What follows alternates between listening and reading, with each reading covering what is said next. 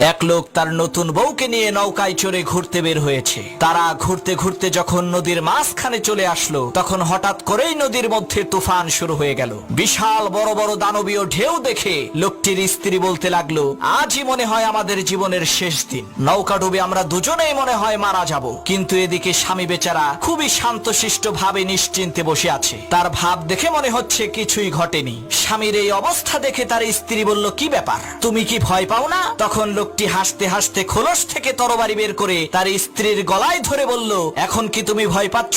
তখন তার স্ত্রী বলল, কি বোকার মতো কথা বলো, ভয় পাবো কেন? তরবারিটা তো তোমার হাতে, আর আমি জানি তুমি আমাকে অনেক ভালোবাসো। তখন সেই লোকটি বলল, ঠিক একই ভাবে এই ঝড় তুফান সবকিছুই আল্লাহর হাতে, আর আমি জানি আমার আল্লাহ আমাদেরকে অনেক ভালোবাসেন। আমার এই তরবারির নিচে তুমি যেমন নিরাপদ, ঠিক একই ভাবে মহান আল্লাহ তাআলার দেওয়া এই ঝড় তুফানের মাঝেও আমরা তেমনি নিরাপদ।